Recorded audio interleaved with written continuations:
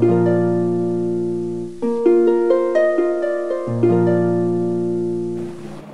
June ছিল বাবা লোকনাথের পুজো।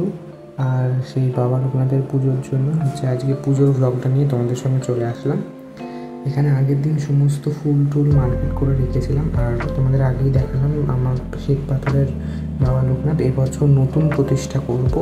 তো আগের বছর অন্য আমার মাটির ঠাকুর ছিল, তো এই বছর সেই কারণে শ্বেত পাথরের ঠাকুর প্রতিষ্ঠা করব বলে এবছর নতুন কিনেছি ঠাকুর। আর তোমরা অবশ্যই জানিও ঠাকুরের সাজটা কেমন হয়েছে।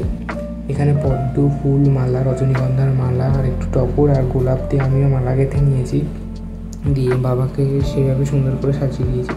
ফুলের মুকুটও একটা তৈরি করে নিয়েছি আমি বাড়িতেই। আর এখানে সব বাদবাকি যা ঠাকুর আছে সমস্ত ঠাকুর, কালী ঠাকুর, জগন্নাথের সবাইকে সুন্দরভাবে সাজিয়ে দিয়েছি। আর এখানে আরতির দ্রব্য, ভোগ্য, তারপর বই ঠই যা আছে, কারণ পুজো তো আমি নিজেই করি, তো সেই কারণে সব কিছু যা যা দরকার মোটামুটি একটা পুজোর জন্য তা করে নিচ্ছি। আর এখানে ফল এখনও কাটছে ঠাম্মায়, ফলগুলো একটু কেটে দিচ্ছে, কারণ এদিকে সমস্ত জোগাড় জাগাড় করছিলাম।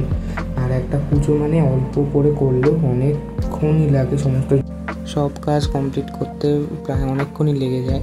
আর এখানে গোছাতে সারাদিনটাই লেগে যায়, পুরো দুপুরবেলা পুজো শুরু করি। আর এখানে বেলপাতার মালাটা আমি গেঁথে রেখেছিলাম, তো সেটা আমি বাবাকে পুড়িয়ে দিলাম।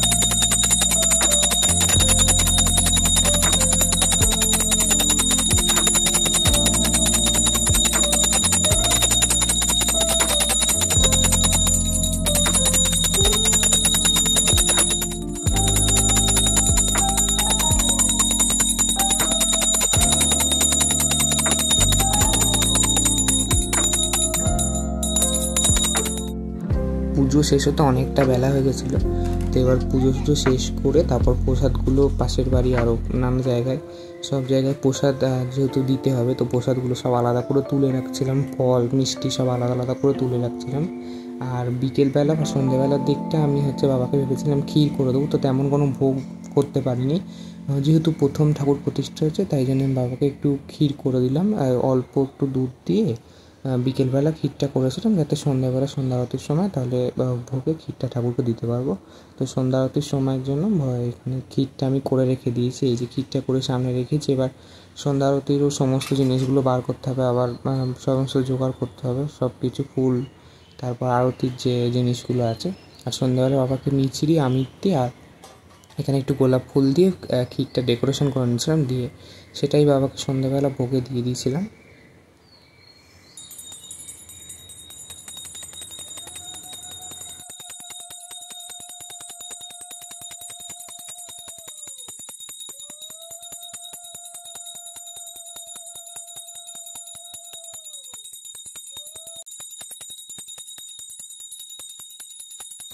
তো আমি সারাদিন কী করলাম লোকনাথ বাবা পুজো তোমাদের সঙ্গে শেয়ার করলাম। আর আমার ভিডিওটা ভালো লাগলে তোমরা অবশ্যই কিন্তু লাইক, শেয়ার এবং সাবস্ক্রাইব করে দিও। দেখা হচ্ছে পরে একটা ব্লগে।